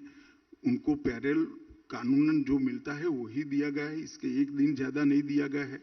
जितनी जेल काटी है और जो दिन बनते हैं इससे एक दिन ज्यादा नहीं, कुछ कम ही दिया है। और उनको जो लोग मिले हैं चाहे किसी भी पार्टी के हों, मगर वो जहां तक भारतीय जनता पार्टी का सवाल है, इनका व्यक्तिगत अफेयर है। जितने भी सिविल सोसाइटी के लोग हैं, एनजीओस के लोग हैं, उन्होंने मुद्दा बनाने की कोशिश की कि ये बिल्किस बानो की जो रेपिस्ट हैं उनको परोल क्यों और कैसे मिली? अगर उन पे इतने संगीन आरोप हैं, क्या केंद्र सरकार की तरफ से आप चाहते थे कि परोल मिले इन लोगों को? नहीं, जरा भी नहीं भाई। देखो, ये एक कानून है। अगर कोर्ट ने उनको कोई और कठोर सजा दी होती तो इसका इम्प्लीमेंटेशन होगा। कोर्ट ने जो सजा दी है उसमें 14 साल की बिहेवियर पर आप उनको रिलीज कर सकते हैं, ऐसा प्रावधान है। सजा देना का काम कोर्ट का है, हमारा नहीं है, सरकारों का नहीं है। पिछले हफ्ते हम लोग इंडिया टुडे के मुंबई कॉन्क्लेव में थे। वहां पे सिडनी के एक प्रोफेसर आए, सैल्वाटोर बबोन्स करके। उन्होंने कहा कि इंडिया की जो एजुकेटेड एलीट क्लास है वो एंटी इंडिया है, कि मतलब वो इंडिया के हितों के खिलाफ है और वो वही लोग चाहते हैं कि राहुल जी, आप विदेशियों का इतना क्यों मानते हैं? ये तो आपके पक्ष अरे में मैं तो इस देश में रहता हूं यार, रोज मिलता हूं, मुझे कोई एंटी इंडिया नहीं लगा। अरे वाह, नहीं लगा। आप तो कहते हो कि मैं तो भारत में ही रहता हूं, भारत के लोगों के बीच में रहता हूं, युवाओं से बहुत मिलता हूं, मुझे कोई एंटी इंडिया नहीं लगा। अरे मैं तो उल्टा जवाब सोच रहा था आप दोगे। नहीं, उल्टा जवाब क्या है? मगर आपकी बात ही ठीक नहीं है। नहीं, मैं तो वो जो प्रोफेसर है सिडनी के, मैं तो उनका हवाला दे रहा हूं। मगर हम सब, तुम भी यहां रहते हो, मैं भी यहां रहता हूं। देश का हुआ कैसे देश के खिलाफ हो सकता है? क्या बात कर रहे हो आप? ऐसी बात आपने सुननी भी नहीं चाहिए थी, ऑब्जेक्शन रजिस्टर कराना चाहिए था। शायद वो आपके लिए न कहते हो, अब मुझे ऐसा लगता है, क्योंकि आपने ऑब्जेक्शन नहीं लिया। नहीं, मैं तो ये तो स्ट्रॉन्ग ऑब्जेक्शनल मुद्दा है। क्या बात कर रहे हो? इस देश का युवा देश के खिलाफ कैसे हो सकता है? तुरंत आपने ऑब्जेक्शन लेना चाहिए था, आपकी चैनल ने ऑब्जेक्शन लेना चाहिए था। ऐसी बात नहीं हो सकती। नहीं, वो युवा की बात नहीं कर रहे, वो जो एजुकेटेड एलीट क्लास है। अरे भाई, मैं युवा, एजुकेटेड एलीट युवा की ही बात कर रहे थे ना, तो मैं इसी की बात कर रहा हूं। कैसे देश के खिलाफ हो सकता है? ये कितना बड़ा आरोप है उन पर, और मैं तो कम से कम न सुनता। अरे वाह, कमाल है। कांग्रेस मुक्त भारत आपकी पहले एक बहुत बड़ी प्राथमिकता थी। आज की तारीख में 8 साल बाद क्या आप अभी भी चाहते हैं कि कांग्रेस मुक्त भारत हो, या आप चाहते हैं कि कुछ ना कुछ किसी ना किसी रूप में बनी रहे कांग्रेस? कांग्रेस को बनाने का काम मेरा नहीं है, कांग्रेस पार्टी का है। मेरा काम है इस देश के हर बूथ तक, हर गांव तक, हर कूचे तक, हर गली तक भारतीय जनता पार्टी और इसकी आइडियोलॉजी पहुंचे। ये मेरा काम है जो मैं करने का प्रयास करता हूं। कांग्रेस को बचाने का काम कांग्रेस पार्टी का है। आपने इतना अटैक किया परिवारवाद के मुद्दे पे कांग्रेस में कि गांधी परिवार अब किनारे हो गया। उन्होंने मल्लिकार्जुन खड़गे को अपना अध्यक्ष बना दिया। क्या आपको लगता है कि अच्छी शुरुआत है ये? नहीं, मैं तो मानता हूं कि लोकतांत्रिक तरीके से पार्टी के अध्यक्ष चुनकर आने चाहिए, अच्छा ही हुआ है, इसमें हमें कोई आपत्ति नहीं। इससे क्या आपको लगता है क्या फर्क पड़ता है, कांग्रेस रहे ना रहे? मतलब आपको लगता है कि इससे थोड़ा सा जो परिवारवाद का मुद्दा था उस पर एक तरीके से डेंट पड़ी है? देखिए, वो तो अब किस तरह से पार्टी चलती है इस पर निर्भर करता है। अच्छा सर, असुद्दीन ओवैसी के मुद्दे पे आते हैं। अब जैसे जो बाइपोल का इलेक्शन होता है उसमें असुद्दीन ओवैसी उतने वोट काटते हैं जिससे बीजेपी का उम्मीदवार जीत जाता है। असुद्दीन ओवैसी और बीएसपी उतने ले गए गोपालगंज की जैसे सीट पे कि बीजेपी जीत गई। ऐसे में जो कंस्पिरेसी थ्योरिस्ट हैं उनको लगता है कहीं ऐसा तो नहीं कि असुद्दीन ओवैसी के जनरेटर में पीछे से आप ही ईंधन भर रहे हैं? देखिए, ऐसा है, आपके पास आंकड़े होने चाहिए। ओवैसी की पार्टी इस देश के विधानसभा में 1.3% विधानसभाओं में चुनाव लड़ी है और 1.3% विधानसभा से सरकारें नहीं बनती है। पर सही जगह पे भारतीय जनता पार्टी 100% पर लड़ती है, जनता का विश्वास हासिल करती है और सरकार बनाती है। मगर आपको इसी प्रकार से ढूंढना है तो ठीक है भैया, ढूंढो, जनता भी असेसमेंट करेगी कि क्या असेसमेंट होगा। 1.3% के आधार पर बीजेपी इसके आधार पर चुनाव लड़ती है। नहीं, पर जैसे उन्होंने 12,214 वोट काटे। अरे यार, 1% सीट होते हैं, 182 में वो 10 सीटों पर भी चुनाव नहीं लड़ रहे हैं। क्या ले लेकर ये राहुल मेरे सामने रखते हो आप? ऐसे नहीं होता है भाई। 182 सीटों पर हम चुनाव लड़े, 182 पर मैंडेट मांग रहे, 10% से क्या होता है? और आप क्या कहना चाहते हो? किसी भी पार्टी को चुनाव लड़ने का अधिकार नहीं है? लड़े वो भी लड़े, इससे क्यों किसी से डरना चाहिए? हम तो नहीं डरते किसी से। जो आए वो, जो जिसका भी गुजरात में चुनाव लड़ना है, स्वागत है। आओ पधारो मेरे गुजरात में, आओ लड़ लो। स्वाभाविक नहीं, लोकतंत्र का सबसे खूबसूरत पहलू ही ये है कि सबको अपनी बात रखने का अधिकार है, जनता निर्णय करती है। सर, एक मुद्दा गुजरात के चुनाव में युवाओं ने ये पूछा पेपर लीक का, जो कि कई दफा हुआ, 22 दफा पिछले 7 साल में पेपर लीक का मुद्दा है। ये आगे चल के ना हो, उसके बारे में आप क्या सोच रहे हैं? कैसे इंश्योर करेंगे कि ये बार बार एग्जाम फिर से देना पड़ता है? जीपीएससी का चीफ ऑफिसर का एग्जाम हो, टीचर्स का एग्जाम हो, मुखिया सेविका का एग्जाम हो, रक्षक दल का एग्जाम हो, हेड क्लर्क का एग्जाम हो, बार बार ये पेपर लीक को आप कैसे रोकेंगे? देखिए, इरिस्पेक्टिव ऑफ पार्टी कई राज्य सरकारों में पेपर लीक के मामले आए हैं। मुझे लगता है इस पर राष्ट्रीय बहस की जरूरत है, क्योंकि जो आउटसोर्सिंग होता है वो आउटसोर्सिंग किसका टेंडर लो है इसके आधार पर दिया जाता है, और जो एजेंसियां हैं आउटसोर्सिंग में, जो एजेंसी टेंडर प्राप्त करती है, इसकी मंशा पर भी कई जगह पे सवाल आए। क्योंकि मैं एक इन्वेस्टिगेशन को फॉलो कर रहा था जो जम्मू कश्मीर में लीक हुआ था, तो इस पर एक राष्ट्रीय बहस की जरूरत है। कोई नई पद्धति देश ने इजाद करनी पड़ेगी और ढंग से कोई व्यवस्थित तरीके से सरकारी एक एजेंसी बनाई जाए जो सारे राज्य सरकारों को काम कर दे, या इस तरह से एक आउट ऑफ बॉक्स सोचकर इसका रास्ता ढूंढना पड़ेगा। ये सिर्फ गुजरात नहीं, समग्र देश की एक समस्या है जिसको द्रुत गति से हल करना चाहिए। Sir, department of revenue intelligence ने एक आंकलन किया टैल्कम पाउडर के इंपोर्ट को लेके, और उसमें यह पाया कि टैल्कम पाउडर का इंपोर्ट बहुत बढ़ रहा था, और इतना टैल्कम पाउडर आ गया कि अगर हर हिंदुस्तानी भी टैल्कम पाउडर लगा दे फिर भी टैल्कम पाउडर एक्स्ट्रा हो जाएगा। और कुछ कुछ जगह पे जब रेड हुई तो टैल्कम पाउडर के उस कंसाइनमेंट में ड्रग्स निकले।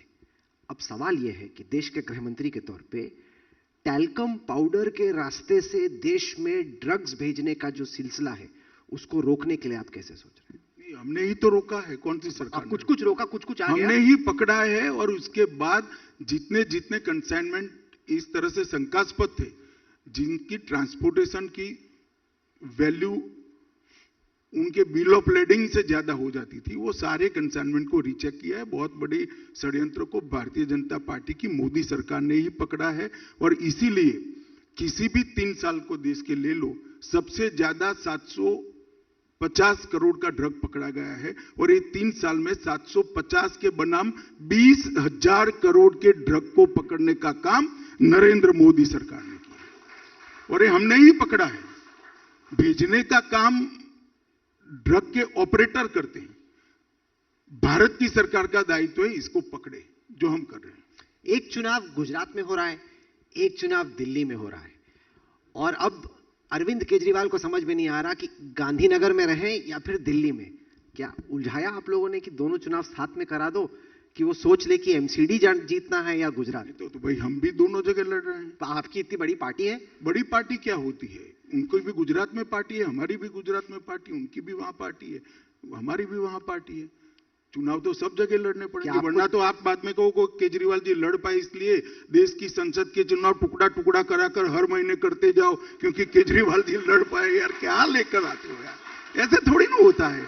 चुनाव होते हैं, सबने लड़ने पड़ते हैं, अपनी कैडर को लड़ाना पड़ता है। क्या आपको यह चिंता है कि 15 साल की एंटी इनकम्बेंसी इस दफा एमसीडी के चुनाव में आप पे भारी पड़ सकती है? क्योंकि जितनी भी आपकी इकाइयां हैं, सब मेरा साथ, जितनी भी आपकी इकाइयां उसमें दिल्ली बीजेपी उतनी स्ट्रांग नहीं जितनी की बाकी जगहों पे। क्या आपके लिए सिरदर्द है ये? देखिए, एमसीडी ने बहुत अच्छा काम किया, हम बड़े दमखम के साथ चुनाव लड़ रहे हैं। मैं अभी गया नहीं हूं, 3 दिन मैंने दिए, मैं जाऊंगा 20, 21 और 19 शायद मैं एमसीडी में जाने वाला हूं। परंतु एमसीडी में हमने बहुत अच्छा काम किया है। दिल्ली की जनता, मुझे पूरा भरोसा है कि चौथी बार भारतीय जनता पार्टी को आशीर्वाद देगी। आपने पॉपुलर फ्रंट ऑफ इंडिया को बैन किया, बहुत वक्त से प्रेशर भी था, सवाल भी थे कि अगर इतनी ही बड़ी आतंकवादी संस्था है तो आप बैन कीजिए। फाइनली आपने बैन कर दिया। उसके बाद हम देख रहे हैं कि एसडीपीआई जो कि उसकी पॉलिटिकल विंग है वो बहुत सक्रिय हो गई केरल में, बाकी जगहों पे। क्या पहले जैसे सिमी बैन हुई और एक नए नाम से पीएफआई स्टार्ट होगी, आपको चिंता है कि आपने पॉपुलर फ्रंट ऑफ इंडिया पे तो कार्रवाई की, अभी किसी और नाम में फिर शुरू हो जाएंगे? देखिए, पीएफआई पर बैन का निर्णय शुद्ध रूप से भारत की एकता और अखंडता को अक्षुण्ण रखने के लिए लिया गया है। देश की आंतरिक सुरक्षा को मजबूत करने के लिए लिया गया है। और पहले तो काफी कुछ होता था, मगर मैं विश्वास से कहता हूं कि नाम बदलकर भी काम करने की किसको अनुमति नहीं है। ये नरेंद्र मोदी सरकार है, भारतीय जनता पार्टी की सरकार है। देश की एकता के खिलाफ कोई कुछ नहीं कर सकता, सख्ती से कार्यवाही की जाएगी। सर, जम्मू कश्मीर में हालत बेहतर हो यह आपकी एक बड़ी प्राथमिकता है।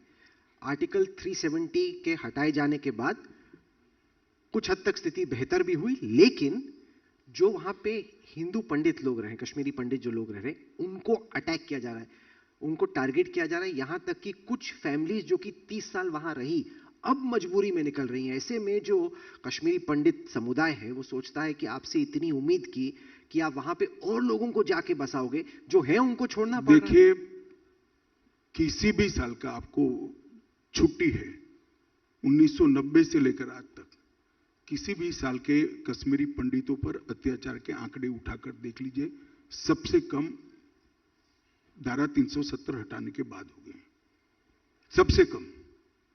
ये तो जो टारगेट किया जा रहा है उनको कैसे आप इंश्योर करेंगे कि उनको सेफ्टी मिले? देखिए, उनकी सुरक्षा के लिए ढेर सारे कदम उठाए, मगर टेररिज्म वहां पर पूर्णतया से समाप्त होने में समय लगता है। मगर जब आंकड़े 80% तक कम हो जाते हैं तो हम कह सकते हैं अच्छी दिशा में जा रहा है। 100 से 20 हो गया, उसको देखने की जगह 20 क्यों हुआ, ये पूछने का तो आपको अधिकार है। सही है, मगर वो कितना लाजमी है या नहीं है वो जनता को तय करना पड़ेगा कि 100 से 20 हो गया। 20 नहीं होना चाहिए, मैं मानता हूं, हमारा लक्ष्य भी वही है, मगर एक समय लगता है। यही जम्मू कश्मीर है जहां से 90 से 98 तक हर रोज 25-25 लोग, 10-10 लोग, 15-15 लोगों की हत्याएं की जाती थी। उस वक्त भी इतना शोर शराबा नहीं किया जाता था। आप कब चाहते हैं कि जम्मू कश्मीर में चुनाव हो? जब भी चुनाव आयोग चाहे। जम्मू कश्मीर को स्टेटहुड आप कब देंगे? स्टेटहुड, उसका जो राज्य का दर्जा है वो एक बार फिर से स्थापित हो, उसको आप कैसे सोच रहे हैं? देखिए, जहां तक स्टेट का स्टेटस वापस देने का सवाल है, हमने बहुत स्पष्ट किया है कि पहले डिलिमिटेशन होगा, डिलिमिटेशन के बाद मतदाता सूची बनेगी, इसके बाद चुनाव होगा और चुनाव के बाद इस पर फैसला होगा। आपकी इस वक्त एक प्राथमिकता है कि जो हिंदी भाषा है और जो क्षेत्रीय भाषा है उसमें फर्ज कीजिए एमबीबीएस की पढ़ाई कराई जाए। ऐसे में कुछ डॉक्टर जो लोग हैं वो कह रहे हैं कि मेडिकल एजुकेशन की एक यूनिवर्सल लैंग्वेज है जो कि अंग्रेजी है, लिटरेचर भी वैसा है, वैसे ही रहा है, कई दशकों से रहा है, उसको चेंज करने के पीछे आप क्यों सोच रहे हैं? और क्या, जैसे अगर डॉक्टर कोई बनता है तो कहीं पे भी काम कर सकता है, हिंदुस्तान में, विदेश में, लेकिन अगर वो केवल क्षेत्रीय भाषा में या हिंदी में पढ़ता है तो फिर वो शायद ना जाके काम कर पाए, उसको आप कैसे देखते हैं? नहीं, ये सोच ठीक नहीं है। मुझे बताइए, जर्मनी के डॉक्टर विश्व के मेडिकल साइंस में कंट्रीब्यूट नहीं करते हैं? वो जर्मनी में पढ़ते हैं। चीन के डॉक्टर क्या विश्व के मेडिकल साइंस में कंट्रीब्यूट नहीं करते हैं? वो वहां की लैंग्वेज में पढ़ते हैं। जापान के डॉक्टर नहीं करते हैं क्या? वो भी वहां की लैंग्वेज में पढ़ते हैं। आप अंग्रेजी माध्यम को थोप कर देश की 5% टैलेंट का उपयोग देश के विकास में कर रहे हो, क्योंकि इस देश के 5% बच्चे ही इंग्लिश मीडियम में पढ़ रहे हैं। हम चाहते हैं 100% टैलेंट का उपयोग हो। केरल जो हमारे छोटे राज्यों में से है, मगर वो भी जापान से ज्यादा आबादी वाला है। अगर जापान के डॉक्टर पूरी विश्व के अंदर मेडिकल साइंस को कंट्रीब्यूट कर सकते हैं तो मलयाली में केरल का डॉक्टर कर ही सकता है। और मैं मानता हूं कि मैं क्या, दुनिया के सारे शिक्षा शास्त्री मानते हैं कि रिसर्च एंड डेवलपमेंट का काम मातृभाषा में मौलिक होता है, अच्छा होता है।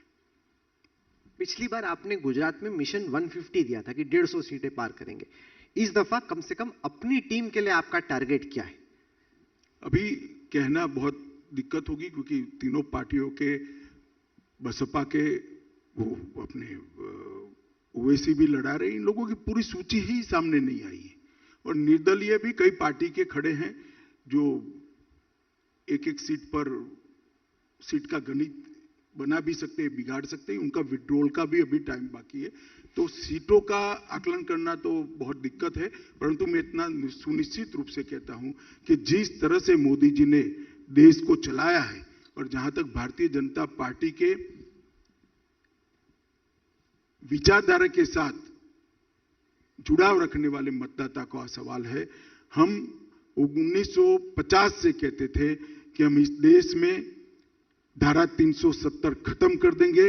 मोदी जी ने धारा 370 और 35A को संविधान से हटाकर देश को कश्मीर के साथ हमेशा के साथ, हम हमेशा कहते थे कि राम जन्मभूमि में वही जगह पर मंदिर बनना चाहिए जहां प्रभु श्री राम का जन्म हुआ था।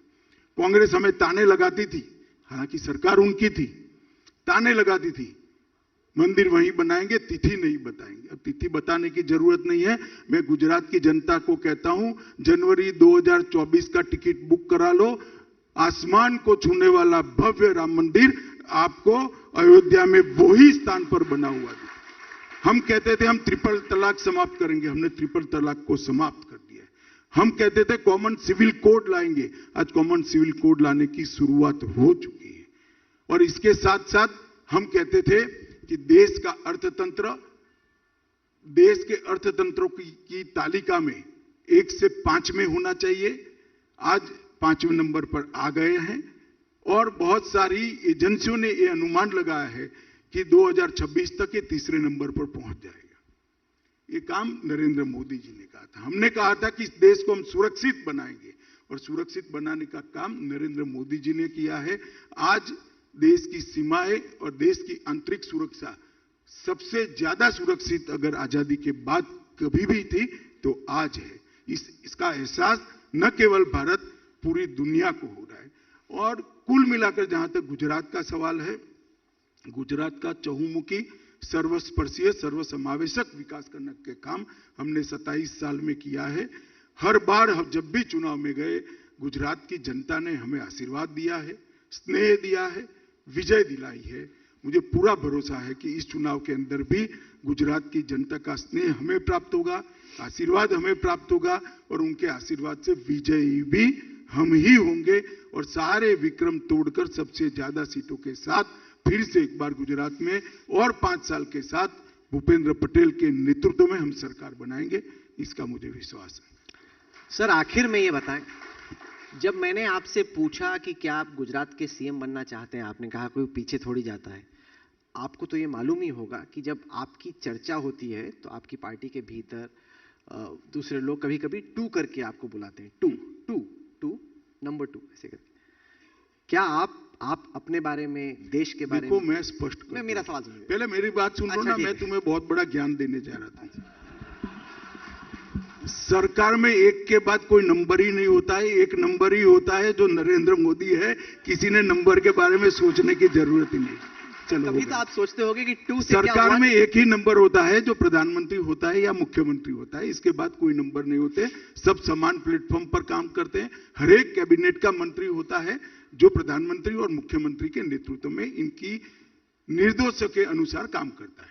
सर, पर्थ की पिच पे बैटिंग करने के लिए तो आपको भेजना चाहिए था। जो बॉल को आप हुक करना चाहते हैं उसको आप हुक कर देते हैं, जिसको छोड़ना चाहते हैं आप छोड़ देते हैं। छोड़ा नहीं है, मैं कॉन्स्टिट्यूशनल पोजीशन बता रहा हूं। क्योंकि हमारा संविधान जो राष्ट्रपति या गवर्नर साहब शपथ दिलाते हैं वो मुख्यमंत्री को दिलाते हैं। फिर मुख्यमंत्री अपने पावर को डेलीगेट कर मंत्री को देता है।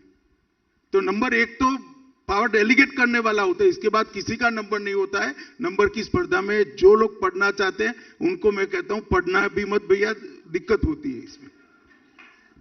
वाकई में आपने सबक दिया उन तमाम लोगों को जो कि अपने आप को 3, 4, 5 समझ रहे हैं। आप कहते हैं कि 1 से ही गिनती शुरू होती है, 1 के बाद कोई गिनती नहीं। अमित भाई शाह, आप आज तक की इस पंचायत में आए, तमाम सवालों के आपने जवाब दिए, इसके लिए बहुत बहुत शुक्रिया आपका। कई लोगों को लगता है कि अमित भाई पूछते होंगे, बताते होंगे कि ये पूछना, वो मत पूछना, ऐसा करना, वैसा करना। मैं आपको बता दूं, जैसे आपने खुद इस साक्षात्कार में देखा कि ना इन्होंने कुछ कहा कि ये पूछो, ना एकदम आए बैठ गए कि आपको जो पूछना है पूछो। आपका काम है सवाल पूछना, जो मुझे देना होगा जवाब मैं दूंगा, जो नहीं देना होगा वो मैं नहीं दूंगा। आपने एक तरीके से सूर्य कुमार यादव की तरह बैटिंग की या फिर कोहली की तरह बैटिंग की। वो आपका जो भी पसंदीदा बैट्समैन है, कौन आपका पसंदीदा बैट्समैन? माइक बहुत सारे नए उभर कर आ रहे हैं। नई पीढ़ी भी क्रिकेट में आ रही है। 2 साल में कोई तय कर पाएगा। देश की जनता भी अभी तो नए उभरते हुए बैट्समैनों को देख रही है। मगर मैं इतना कह सकता हूं कि टीम इंडिया का भविष्य बहुत उज्जवल है। बहुत अच्छे लड़के हमारे पास आए हैं और बहुत उज्जवल भविष्य। आप आए हमारे मंच पे, आपने तमाम सवालों के जवाब दिए, इसके लिए बहुत बहुत शुक्रिया। जोरदार तालियों से शुक्रिया अदा कीजिए गृह मंत्री अमित भाई शाह का। बहुत बहुत शुक्रिया सर, थैंक यू।